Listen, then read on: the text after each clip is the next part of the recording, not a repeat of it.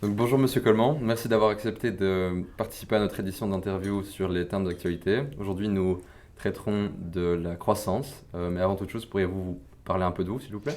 Mais voilà, j'ai 59 ans, je suis diplômé de Solvay, diplômé de 84, mais j'ai aussi présenté un doctorat à Solvay en économie appliquée en l'an 2000. J'ai étudié aux États-Unis, j'ai quelques autres diplômes, et ma carrière s'est essentiellement effectuée dans le domaine financier. J'ai passé beaucoup de temps chez ING, où j'étais finalement administrateur délégué, mais j'ai aussi été chef de cabinet du ministre des Finances, président de la Bourse, numéro 2 d'AGA, ce grand groupe d'assurance, et j'ai rejoint la banque de Degroof Petercam il y a maintenant 6 ans, d'abord comme chief économiste, parce que l'économie est ma passion, et puis comme CEO. Et j'enseigne beaucoup encore. J'ai choisi de consacrer à peu près 20% de mon temps à l'enseignement dans différentes universités, avec des matières plutôt comptables et financières. On peut peut-être maintenant passer à la vidéo. Donc, au fond, qu'est-ce que la croissance économique? Mais la croissance économique, c'est une mesure impure, c'est la somme des valeurs ajoutées, c'est donc la capacité pour une économie à produire plus année après année. On parle du produit intérieur brut ou du produit national brut, et donc c'est en fait une mesure de la richesse qui est sécrétée par une économie.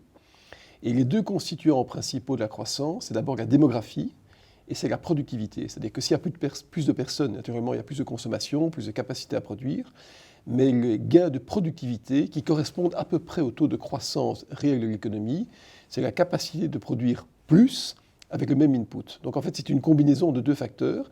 Et puis se greffe sur ce troisième facteur, ce qu'on appelle le tiers facteur immatériel, c'est-à-dire la capacité de mettre en œuvre, comme une symphonie, ces différents facteurs de production, ces différents éléments. Et ce tiers facteur immatériel dépend de la prédisposition d'une économie à vouloir croître, à avoir de l'optimisme, de la confiance. Et qui sont les acteurs économiques principaux qui observent la croissance? Mais la croissance économique est observée par tout le monde parce qu'un manque de croissance signifie un appauvrissement d'une population. Et donc tous les intervenants à la vie citoyenne sont intéressés par la notion de croissance économique. Maintenant, nombreux sont ceux qui disent qu'on calcule mal la croissance. Par exemple, les dommages qu'on met par rapport à la nature, par rapport au climat, ne sont pas considérés comme des éléments qui affectent la croissance. Si on défalquait de la croissance l'utilisation abusive de la nature, on aurait bien sûr des croissances bien moindres que celles qu'on peut constater. Donc ce sont des mesures impures, qui sont en fait historiques, qui sont plutôt tendancielles, mais qui ne reflètent pas toutes les réalités sociétales qui peuvent nous entourer. Donc, il y a quelques limitations à ces mesures de la croissance. Oui, il y a de grandes limitations. D'abord, toute une série d'activités ne sont pas recensées, comme par exemple une mère qui va se consacrer à l'éducation de ses enfants. Ce n'est pas de la valeur ajoutée, et pourtant c'est grâce à son affection, son attention, que l'enfant va pouvoir se développer et devenir lui-même un agent économique. Quelqu'un qui fracasse une voiture, par exemple, volontairement, va créer la croissance économique parce qu'un carrossier va devoir réparer la voiture. Donc c'est une mesure impure, mais qui tendanciellement donne une indication quant à la capacité d'une économie à pouvoir se déployer, se développer et assurer la prospérité. Donc, c'est une mesure impure, mais elle impacte quand même les prises de décision de certains acteurs économiques. Et comment est-ce qu'elle impacte vraiment ces prises de décision? Mais comme c'est une mesure de la prospérité qu'on crée, ça veut dire que si à un moment la croissance n'est pas là, ça peut affecter toute une série de facteurs, comme par exemple l'intervention des pouvoirs publics, ça peut avoir des conséquences en matière monétaire, en matière de balance des paiements. Donc c'est quand même une notion importante qui fait partie de l'aéropage des données qu'un gouvernement ou des acteurs économiques vont utiliser. On parle du retour d'un taux d'inflation à la hausse dans les années à venir, évidemment un peu impacté par le Covid. Quelles sont les synergies qui existent entre l'inflation et le taux de croissance? Mais il existe en fait une adéquation, une juxtaposition naturelle entre la croissance et l'inflation. Si on imagine l'inflation comme étant une demande de biens qui suscite une augmentation des prix et qui entraîne par exemple une augmentation des salaires, la croissance économique pousse à l'inflation. C'est-à-dire que, mais le raisonnement inverse pourrait être tenu évidemment dans la corrélation inverse. Donc c'est un signe de vitalité d'une économie, puisque inversement, une déflation conduirait à un tassement des capacités de production. Si à un moment on s'attend à ce que les prix baissent, tout le monde va reculer ses achats jusqu'au moment où les prix seront plus bas. Par contre, si les gens s'attendent à une inflation, ils vont plutôt acheter aujourd'hui que demain quand ça coûtera plus cher. Et donc il y a une affinité, ce qu'on appelle une affinité élective entre la croissance et l'inflation. Il y a beaucoup d'études qui ont été consacrées à ce domaine, mais ça dépasserait le cadre de notre entretien. Maintenant, quand vous parlez du retour de l'inflation, il faut être de bon compte. Quand on prend l'inflation sur une période de plusieurs siècles, elle a toujours été très raisonnablement, on va dire, tempérée. Mais le référentiel de la génération des économistes actuellement, c'est les années 70, où il y a eu une immense poussée d'inflation due au fait que les accords monétaires d'après-guerre, qui étaient en fait le fondement du maintien des monnaies par rapport à un certain poids en or, ces accords ont été démantelés. Ça s'est combiné à une crise économique importante, trop de monnaie étaient imprimées, l'endettement public s'est emballé, donc il y a eu de l'inflation, avec un pic au début des années 80, et on est depuis maintenant 40 ans dans une phase de désinflation. Il y a un peu d'inflation qui revient, mais c'est plutôt une bonne nouvelle. Et nous n'avons pas traité le sujet de l'épargne par rapport à lié au Covid, par exemple. Comment est-ce que l'épargne actuelle des ménages peut influencer le taux de croissance?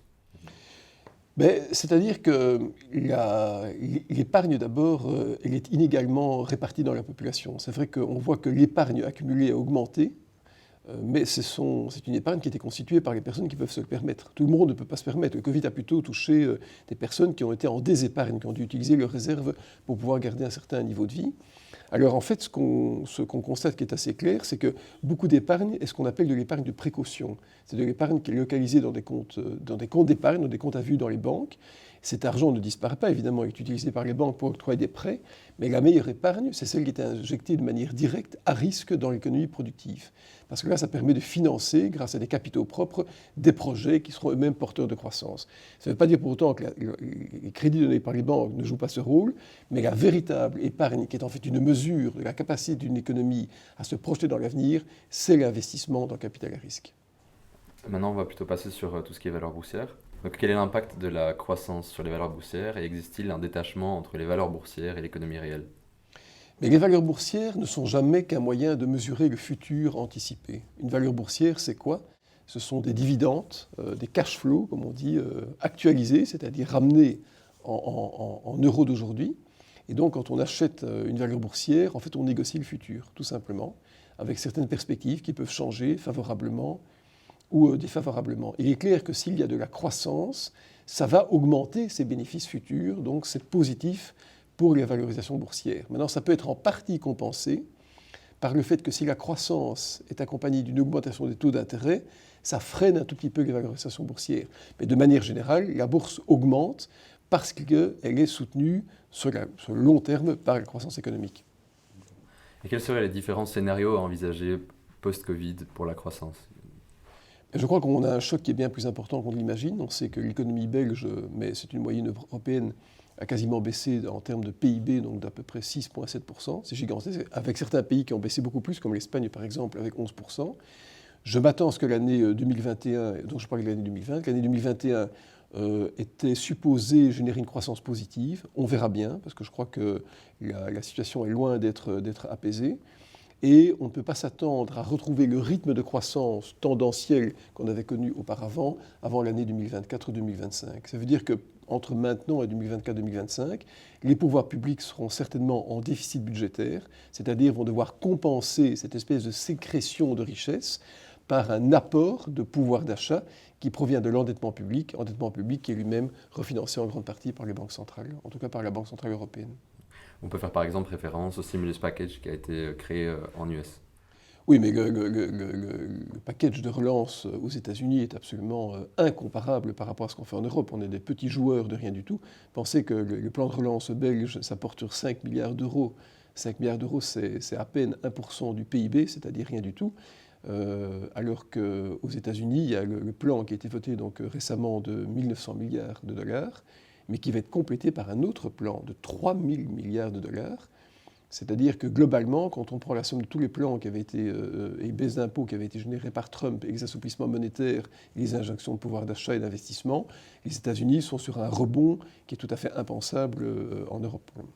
On va, je vous demander si vous auriez en fait une idée de conseils pour creuser le sujet. Il y a peu de livres qui traitent de ces matières parce qu'on n'a pas aujourd'hui le recul académique et scientifique pour se forger une opinion. On est d'ailleurs porté par l'actualité. Moi, je recommande à toutes les personnes qui m'écoutent de lire les livres de conjoncture, d'appréciation sociopolitique, qui soient écrits par des Alain Minc, par des Jacques Attali, par des personnes de ce calibre-là, parce que ça crée en fait un contexte de réflexion qui est contemporain, qui est extrêmement réactif et qui permet surtout par l'exemplarité de voir ce qui est bien fait dans certains pays que d'autres. Mais de manière plus générale, je pense que si on s'intéresse à l'économie, il faut lire les grands penseurs de l'économie. Et moi, il y a deux penseurs que je recommanderais. D'abord, certainement Marx, qui est à mon avis le seul économiste que l'humanité ait porté. Je ne parle pas du marxisme, je ne parle pas de l'interprétation de ce qu'on en a fait. D'ailleurs, Marx était d'ailleurs insupporté par ce que ses adeptes avaient voulu en faire. Mais c'est un géomètre expert de l'économie. Quand on lit ça, on comprend les flux dans l'économie. Il y a certainement Keynes, et puis aussi l'école néolibérale qu'il faut lire, donc l'école néolibérale des années 80, américaine. Merci beaucoup. Donc cette interview touche à sa fin. Est-ce que vous aurez peut-être un dernier message pour les étudiants ? Ben, oui, mon message, c'est de rester extrêmement informé. Je pense qu'il faut, dans une vie étudiante, mais surtout une vie d'adulte, consacrer une demi-heure et 1 heure par jour à se former, à lire. Il faut avoir cette espèce de discipline de rester au courant. Donc, je conseille à toutes les personnes que je rencontre, et surtout aux étudiants, de lire au moins un journal par jour, que ce soit le Gecko, que ce soit le Tate, que ce soit le Financial Times, c'est encore mieux. Mais il faut rester alerte, attentif, curieux. C'est la curiosité qui forge une personnalité. Merci beaucoup pour votre participation. Merci.